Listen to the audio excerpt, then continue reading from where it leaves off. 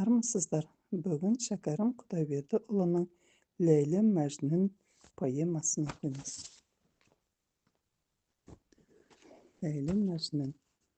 Білеме сізді қазақ ғашық жайын, ұқсаңыз білмегенше сипаттайын. Ғашықтың махаббаттың ең күштісі жүрекке қатты орнаған басқан сайын. Әркімде ондай ғашық жаралмайды, шын ақыл көп халыққа таралмайды. Мәжнүннің Ләйлі менен сыры қиын, еш адам байыбына бара алмайды. Талай жаны оның жайын ұға алмайды, ойсыздың жүрегіне жұға алмайды. Тез оңар әсіре қызыл болмаған соң, әр елге өлең болып шыға алмайды. Бұрынғы бәйітшіні білемісің? Мен айтсам, оның кім деп күлемісің? Сарыбай, Жанақ, Шөже, Кеншімбай деп түк білмей онан өзге жүремісің? Науаи, Сағи, Шәмси, Фузули бар, Сайхали, Қожа, Хафиз, Фирдаусилар. Бәйітші елден асқан шешем болып, әлемге сөздің нұрын жайған солар. Мәжнүннің Ләйлі менен аз жұмысы, әне сол шын ғашықтың қылған ісі. Бұлардың әсән жазған адам Фазули Бағдади деген кісі.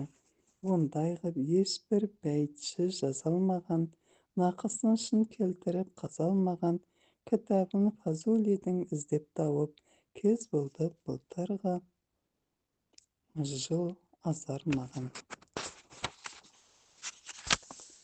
Мен оның кетіре алмай, мыңнан бірін айтуға тіл жетпейді тәтті жырын.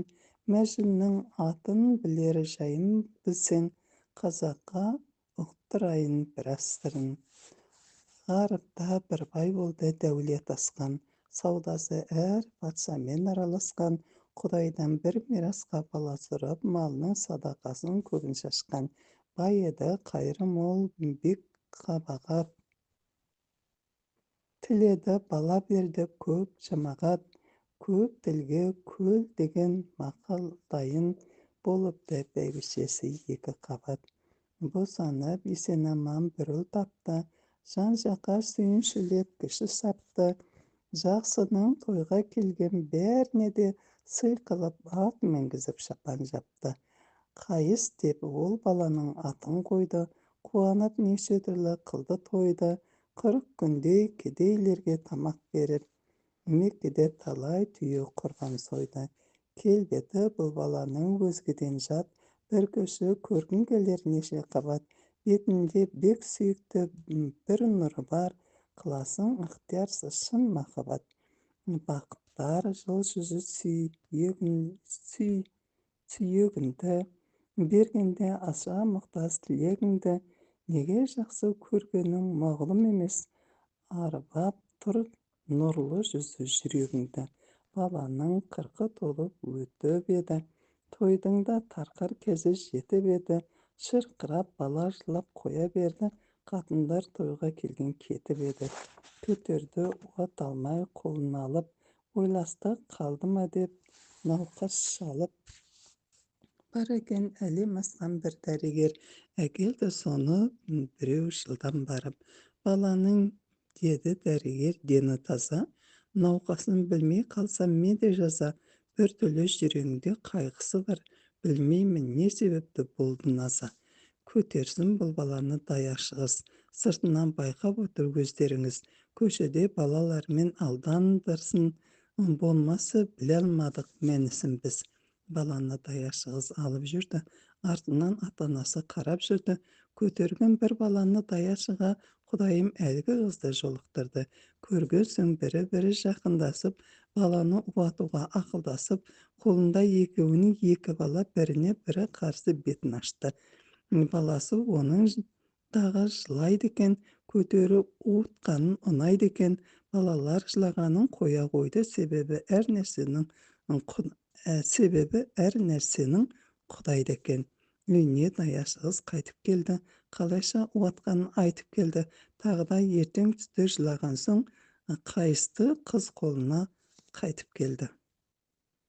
берді. Базарға даяшығыз тағы барды, біреуді Бала отқан тауып алды. Баланың бетін ашып көрсетті, шырқырап ona жаман ойбай салды. Сол кезде кешегі қыз келді дағы. Баласы зар қағып жүр, қолындағы қайысқа бір бетін ашып көрсетті де, жылауын қоям екен деді дағы. Жүрген соң бірін-бірі жақындасып, оғанды екі бала мауқын басып, күн сайын сол арада жолықпаққа екі қыз оқталасты, оғдас қылды сөз байласып. Атамен жөн сұрастық, анамыздан көтерген таныс болды баламыздан, бала кім қолыңдағы деп сұраса, қайысты көтерген қыз ана қыздан. Бұл бала бір төренің жалғыз еді, демесең айыбы әйел қан қыз еді. Өзіммен осы бала туған бөле төренің менің шешем балдыз еді. 40 күнге туғанына жаңа толды, шешесі сіздің тойда 3 күн қонды. Жылаған емес еді, одан бұрын келген соң тоңдан қайтып былай болды. Бұл қыздың сұрасаңыз аты Ләйлі, біз татты жылағанға мұндай айла далада күнде бетіп отырмалық бір үйді күндіз кірер пәтер сайла. Бір кемпір естіп тұрды сөздің бәрін, шақырды мұнда кел деп балаларын. Балам жоқ, байым өлген, үйім иесіз, отырсаң қалай кіріп ықтиярың. Үйімде алғызып тұр, алмайын. Мен байғұс үй қыдырып жүре алмаймын. Күн сайын жас баланы бір иіскет, сендерден одан басқа түк алмаймын. Қайысты кемпір алып сүйіп еді, тал бойы жас балаға иіп еді, жіберді сүт сорғылап емшегінен баланың қолы барып тиіп еді. Іс болды, таң қаларлық мұның өзі, мінекей сондағы айтқан кемпір сөзі. Жан берген қаратасқа құдайым-ау жетеді құдіреттің кімнің көзі.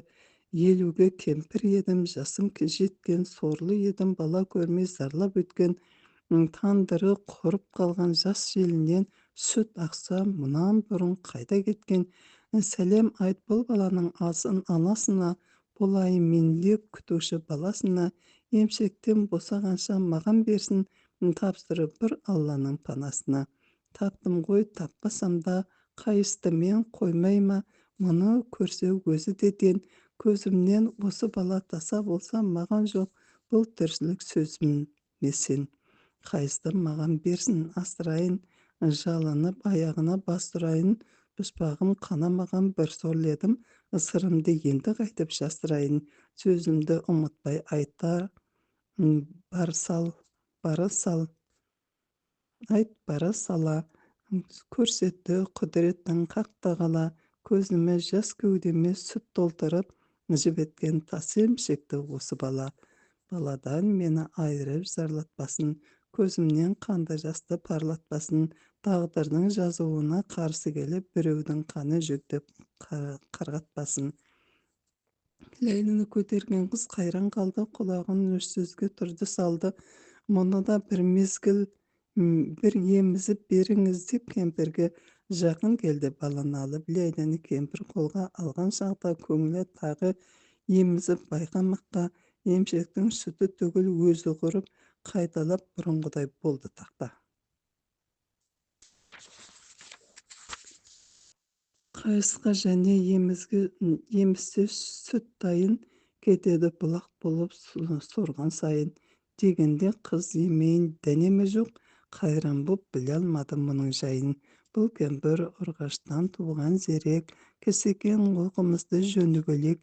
Екеуін бір емшектен емізбеске, Алланың бір хикметі болса керек. Ойлады осылай деп кемпір қарып, тағдырды шеше алмады кім басқарып. Екі қыз көргеннің бәрін айтты, баланы үйіне алып барып, мұны естіп, ата-анасы ақылдасты, кемпірге бермек болды қайыс жаста. Кешегі біз сықылды бейшар екен, зарлатып қойғанымыз жарамасты. Қайысты ата-анасы қасын алды, кемпірдің қақпасына қарай салды. Зарлының зарлы жайын біледі екен, Құдайға тапсырдым деп алып барды, қолынан әкеп берді өз баласын. Бұлардың ақылына таң қаласын, мал аяр деп ойлама тартын байайт, бәйбіше сүт қақына қаншаласың, емеспін басқа болмас дүние зар. 500 қой осы күнде 100 түйем бар. Қайысқа менің сүтім қарыз емес, сол малды қайта сіздер алыңыздар. Жоқ еді, бұрын менің мирас қорым, басымнан қайысталып кетті сорым. Аллахи, маған малың керегі жоқ, ол малға ие болмас сіздерге орын. Сөзіме куә болсын қауымым деп, білемін сіздерге ауырында, мал менен енді менің жұмысым жоқ, болады қайыс болса бауырымда. Келсе де мал алмаймын, болмайды бір, қазыға есептесіп жазғызып жүр. Қойыпты тамам малын қайыс қарнап, ал енді Ләйлі жайын тыңдады отыр. Жылады Ләйлі тағы, ертең түсте жолықты ол балалар да мұндай іске. Кемпірге даяшы қыз алып келді, уатты сол арада азар күшке. Қайыстар бір тынбайды, кетсе жылап, байқады анасы да әбден сынап, оны да сол үйге кеп асыратты әкесі шешесімен қабатынап. Ер жетті, екі бала сонда тұрып, жасынан тату болды, бірге жүріп балалар 9 жасқа келгеннен соң апарды үйлерінде киіндіріп, мектепке оқысын деп берді екеуін. Молда да баласындай көрді екеуін, бірі бай, бірі төре, жалғызы деп қадірлеп ардақтайды елді екеуін. Барады екі уақыт сабағына, қайтадан мезгілімен тамағына. Бұларда махаббаттың нұры бар ма, қарайды жанның бәрі қабағына. Отырса сабақ оқып өңкей бала, қайысқа Ләйлі келер тұра сала.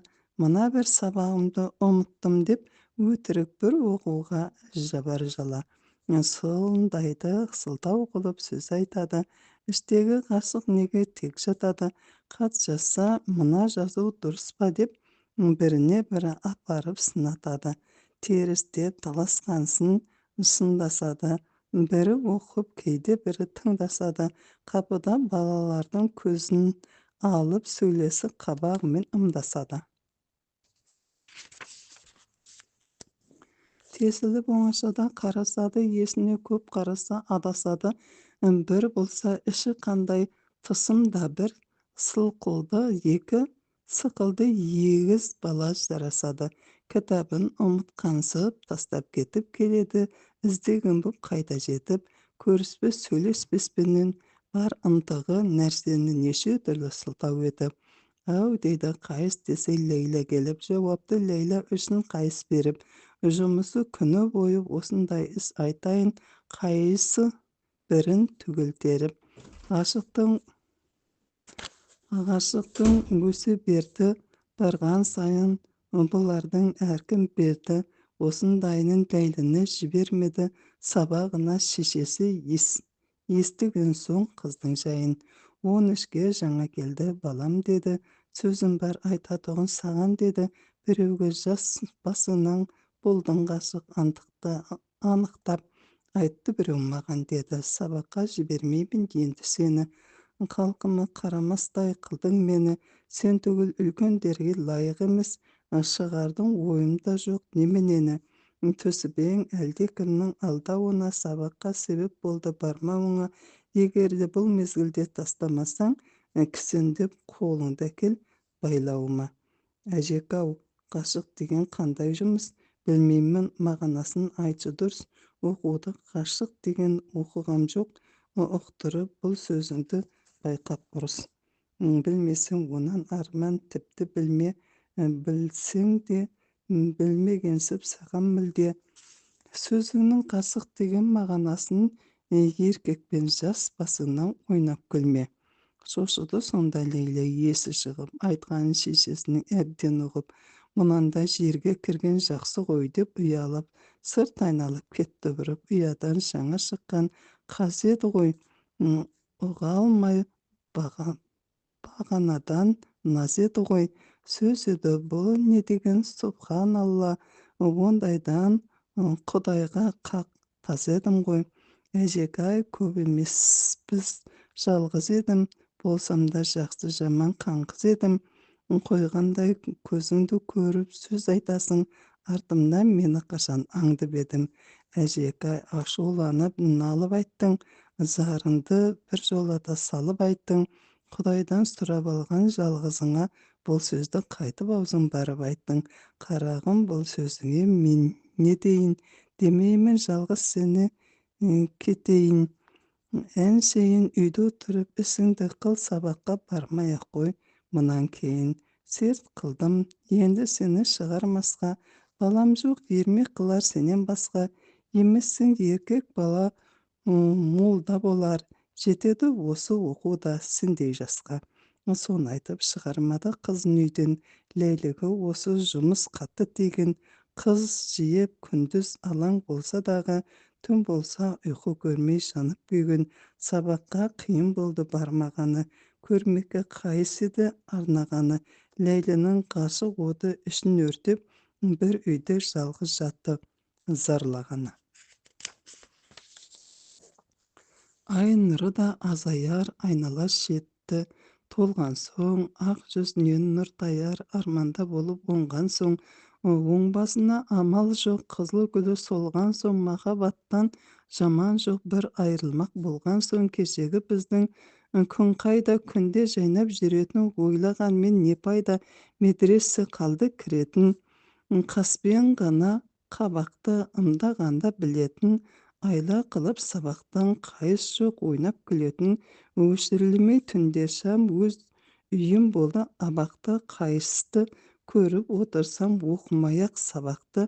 Ғашықтың оты алдыма жасымнан тартты табақты, жайнаған өмір қалды да қақтырмай-ақ қабақты. Мен зарладым бұл жерде, қайысқа үнім жетер ме, жалынсам соққан желдерге, сәлемді алып кетер біз сықылды зарлыға, алласы рахым етер ме, көзім жетпес артыма, осымен өмір өтер ме. Қайысым, саған не қылдым, жан жүрегім сенде тұр, сен не сездің, не білдің, сенің жаның менде тұр, менің жаным өзіңде, менде құрды кеуде тұр. Екі көзім көзіңде, бір көрейін деуде тұр, көзімді жұмып жатайын, түсші келіп ойыма, жанымды алшы, сатайын тал шыбықтай бойыңа. Көңіліме нұрың келгенде кіргендей, сың қойныма тілегімді бергенде, тойдым қашан ойыңа, қосылмадым қосылдым, айталмассың бекерде, қосылуша шошындым, жалыным өртеп кетер ме, жанымды аяп қалмадың, өзіме залал етер деп, аузыңнан сүйіп алмағым, осымен де жетер деп, мен тартайын уайым, мұнымды қайыс білмесін, осы көрген жайымды ол естіп жүрмесін, қабағын шытып қамығып, қайғылы өмір сүрмесін, мен сорлыны сағынып медресеге кірмесін, кіріп барса Ләйлі жоқ, қайсым қайтып шыдасын, Ләйлісі жерде пайда жоқ, осыған не ақыл қыласың, суретімді сонда қыл, құдіреті күшті құдасын, суретке бер және тіл мен екен деп ұнасын. Соған тұрса жұбанып, жалынға жанып жататын, қайсым жүрсе қуанып, қайғысын менде тататын, ғашықтың дертін күн сайын әрі батайын, жетпек болсам сертіме, ол үшін жанды сатайын. Қиындық па, қызық па, білмейсің сырымды, Алла жазған қызық па, көремісің түрімді, бағасын ешкім біле алмас, рақатқа бермеген мұнымды, жан перуат қыла алмас осы көрген күнімді. Мектепке ертең ерте қайыс барады, жан-жаққа Ләйләні іздеп көзін салды. Сабаққа келмеген соң, естіген соң ғашыққа шыдай алмай талып қалды. Молда да балаларда қайран қалды, үйінен науқас па деп қойда барып су беріп, гүлмен желпіп, ата-анасы отырды, қайыс есін жинап алып. Айналды ата-анасы баладан деп, ғаріптен зарланып жүр, уайым жеп, табипке жібергелі жатыр еді, баласы безек болды жіберме деп. Дәрігерге қаратпаймын, жын қақса да Дертімді ойымдағы шын тапса да, Құдайдан басқа менің дәрігерім жоқ. Бұл дерттен жазылмайтын кім басқада. Байқайын серуендеп тауға шығып, сабаққа ішім пісті тым қыстырып. Осыдан Құдай оңдап жазылмасам, сіздерден науқасымды қойман тығып. Жалма-жан жабдық сайман жинап жатыр. Құрбысы құлы қайда бәрін шақырып. Ел сізге шығып алып қайыс жатты. Бір сайға тігіп алып алтын шатыр. Ләйдідер зарлағанды ұзақ түнде жүдеді қайық сасып күннен күнге ғашықтың іші өртеп диуана боп қор болып адамдықтан шықты мүлде.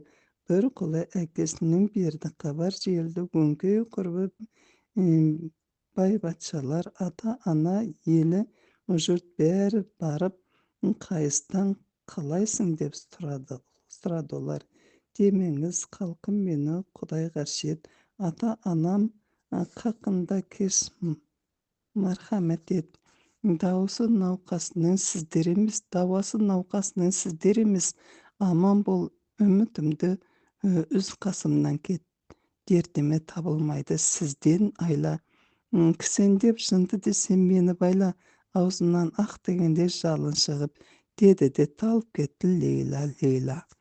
Ел білді науқасының не екенін байқады, дерті қатты бекемдігін Лейланы сұрай барып, жұрт сыйналды білген соң шын ғашық екенін. Болып та қайыс ғашық балаңызға көз көрмей өтіріккен нанамыз ба, жасында көріспесе жылаушы еді, ойлаңыз соны салып санаңызға. Ләйланы жынды болды көрмеген соң, жаны бар кеудесінде өлмеген соң, Құдайым істен туған қылды ғашық екеуі қабат өлер бермеген соң. Бұл сөзге әкесі айтты көнбеймін деп, өлсе де жалғыз қызым өлмеймін деп. Бұл үшін халқым маған өкпелеме, қызымды бір жындыға бермеймін деп. Ләйләні бермегесін қайсы білді. Өткізіп жылау менен күндіз түні, сауыққа ұйқы тамақ бір қарамай, айырылып ақылынан болды жынды. Жалындап ғашық оты өртеді ішті. Сол қайға ақылы мен алды күшті. Қарапша Мәжін деген жынды демек, Мәжін деп ат қойды соның үшін. Бұл дертке ем ойлады жұрттың бәрі. Бар екен бір қария адамдары, құшақта Байтолланы тілек қылса көңілінен шығар дейді ғашық жары. Мәжінге ел жұрт түгел барады, Меккеге жүріңіз деп көп жалбарынды. Халқы менен ата-анасы зарласа да, олардың тілегін алып бармай қалды. Көнбейді Байтоллаға апармаққа, бұл хабар жайылыпты. Шартарапқа баяғы асыраған сол кемпір, сол естіпті іздеп келіп Мәжнүн жаққа. Көзінен айналайын қайысым-ай, қарлыққан сенің жоқ па дауысың-ай, жібіткен қаратасты қарашығым, дүниенің көз жұмғасы ауысу-ай, жатыр ем науқастанып есім жимай, кеудеме кетті естіп қайғым сыймай, қарағым тілегімді беремісің, көзімнің қоямысың жасын тимай, Меккеге тілімді алып барамысың, анаңды көрінеу отқа саламысың, Ләйлімен бірге өсірген қарызым бар, хақымды мойныңа алып қаламысың. Зарлады осылай деп кемпір ғарып, сүйегін соның сөзі кетті жарып, жылама сорланам деп айтты Мәжнүн, халқының құтылайын Мекке барып. Меккеге алып барды ата-анасы, көзінен тие алмады аққан жасын. Мәжнүннің зарлап айтқан сөзі мынау, құшақтап Байтолланы босағасын. Арғы адам ата, хақ пайғамбар айырылып Хауа анадан болып зар дұғасын осы арада қабыл қылдың, бере көр тілегімді пәруардігер. Шығарма Ләйлі дертін жүрегімнен айырмаға жағотын, жүрегімнен зарлатып өмірімде күйіп жанған өзімнің болды дейтін тілегімнен. Ләйлінің мен атасам, құрметті атын көңіліме қатты бекіт махаббатын,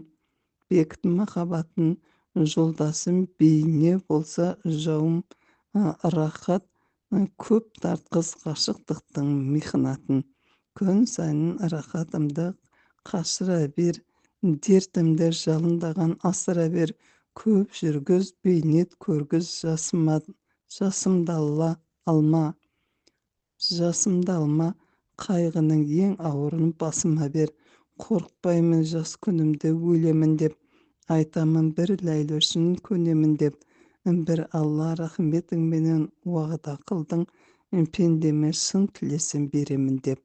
Жалғанда жануменен өткізе көр, тыныштық рахатымды кеткізе көр. Дүниеде қосылуға жазбадың ба, өлген соң мұратыма жеткізе көр. Мәжнүн осы болды бар тілегі, Ләйліден басқада емес жан жүрегі, ел жұртты ата-анасы күдер үзді, бұл дерттен жоқ екен деп түзелмегі. Қайтадан елге жүрді қадам басып, күн сайын жынды болды қайғы асып, аң болып айдалада жүремін деп айырылды халқыменен амандасып. Жалынған қарамады сөздеріне, жабылса бой бермейді өздеріне. Ата-ана елі жұртым аман болды, көрінбей кетті алыстан көздеріне. Қаңғырып шығып кетті елсіз жерге, кез болды осындай дерт қайран ерге. Адамның ақ сықылды көрсе қасы, қосылды даладағы киіктерге. Елсізде аңмен бірге қаңғырып, таумен тас дауысынан жаңғыртты. Жартаспенен жаңғырыққа жауаптасып, лебізге тиген жері жандырыпты. Ей жартас, мен айтқанды сен де айтасың, дертімді мазақ қылып ұлғайтасың. Ләйлінің менен өзге ғашығы жоқ, ұқтыршы сен Ләйлі деп кімді айтасың? Сенің де Ләйлі деген жарың бар ма? Ішіңде мен сықылды зарың бар ма? Атама ғашығымның құрметтеп атын, ынсап қыл рахым ұят арың бар ма? Жандырма жанып тұрған жүрегімді, ертпе атын айтып сүйегімді. Ләйлінің атын жалғыз мен айтайын, зарлатпа бер жалынға тілегімді. Менің де жарың болса Ләйлі аттас, сенің де жарың болса Ләйлі аттас. Қайғылы сорлы болсаң өзің заттас. Сен неге қанды жаста ағызбайсың, болып бем ғашығыңның дертімен тас. Көрмеймін көз жасыңның паралағанын, кеуденнен біліп тұрмын жанбағанын. Қайғылы бір ғаріпті мазақ қылып, жарайма ғашықпын деп алдағаның. Соны айтып Мәжнүн жылап зарлағанда, көзінен қанды жасы парлағанда, ұшқан құс жүгіріп аңшыдай алмай, жиылып тұс-тұсынан аңдағанда, оларға мұңын айтса зарландырып, бақсасын жабырқайды тыңдап тұрып, аң менен әбден үйір болып алып, шөп оттап су ішеді бірге жүріп. Ләйлі деп зар қағады күндіз түні, жылайды аң шуылдап шыққан үні. Аңның да ақылы бар, қалы тілі бар, жалған деп ойламаңыз тірі мұны. Сол кезде бір саятшы қақпан құрып, бір киік ілініпті оттап жүріп, көрген сол киікті ұстап алғанда, шыдамай келді Мәжнүн зыр жүгіріп. Жалынып саятшыға жетіп барды, ағатай, мен де осындай едім зарлы, оқалы алтынды тонымды беріп, өзіңді қарып қой деп киікті алды. Аңшыдан алды сатып, киім беріп, Мәжнүн кетті киік, соңын еріп, ұстаған бір көгерсін, және біреу жолықты қарсы алдынан кездей келіп. Қолынан алтын жүзік берді дағы, босатып қоя берді оны да. Киік пен көгерсінге бас ұрады, зарланып, мұңын айтып, ойындағы сендерге сыр айтуға ұяламын, адасқан ақылымның диуанамын, залалсыз бір ғаріппен менен қашқан, аңға ерсем, адамға ермей уанамын. Дейді де екеуіне кетеді еріп, шөп жейді хайуанша бұ да теріп, Мәжіннің сырын біліп аң қашпайды, Құдайым оларға да ақыл беріп, сонымен жүре тұрсын елсіз сайда, баяғы зарлап жатқан Ләйлі қайда, азғана сол туралы сөз айтайық, ол байғұс жатыр екен қандай жайда. Мәжнүннің ғашығыменен күйіп жанып, көрмейді ұйқы тамақ, мейірім қанып, бір түн ай жарықта тысқа шығып, білдірмей еш адамға жүр зарланып. Сөйлесті аспандағы айды көріп, жүресің жердің жүзін сен тексеріп, бір түнде дүниенің шарқ ұрасын Мәжнүннен қуантсаңшы хабар беріп. Қайда жүр, тірі жүр ме, не қылып жүр, ішімді ғашық оты жандырып тұр. Болсаң да сенде мендей күнге ғашық, нұрымен жарқырайсың, жанбайсың құр.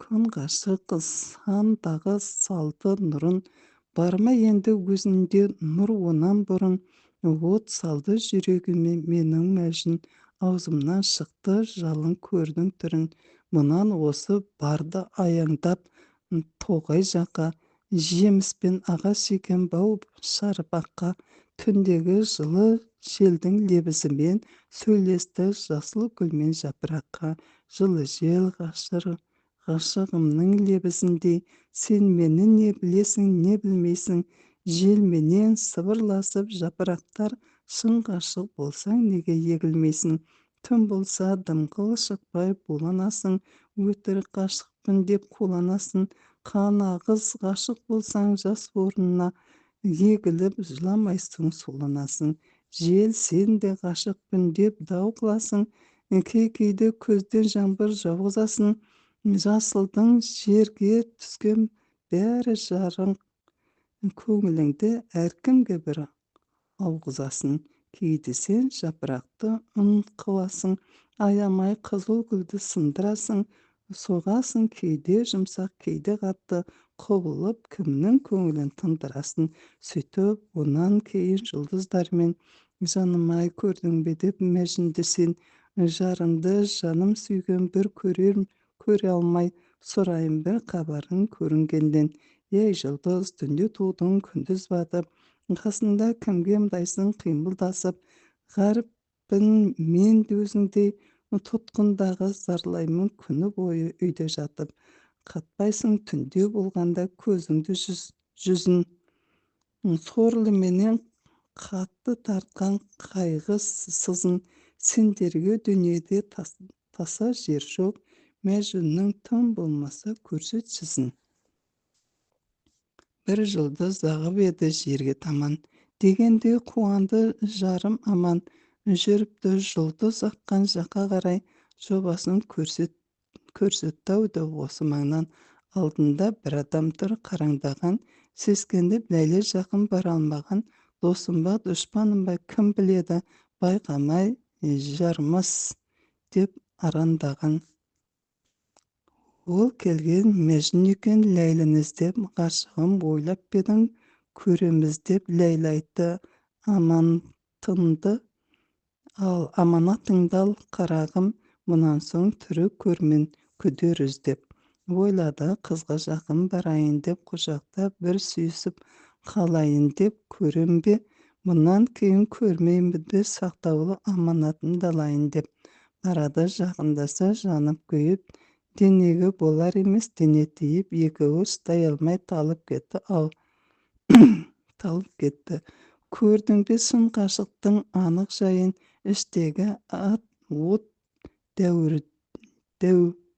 дәуірлейді барған сайын.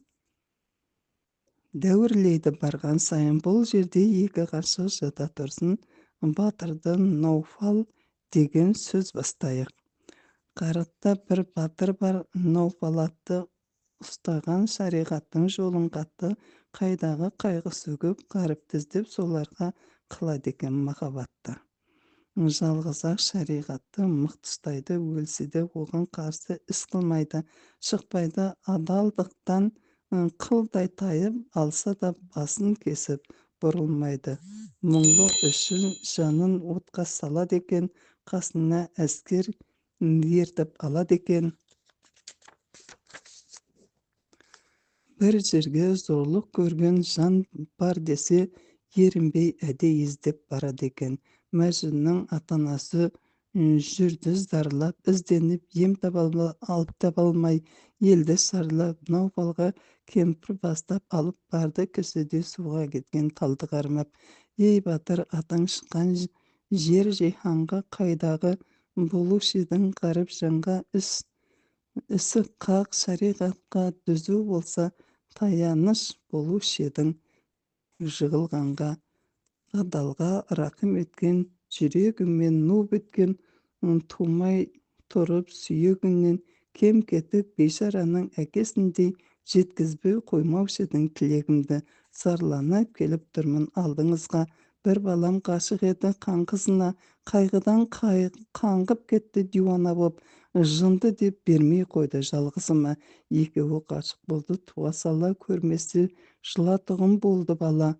Халқымның сұраса да сөзі рас, осындай күйге салды қақтағала.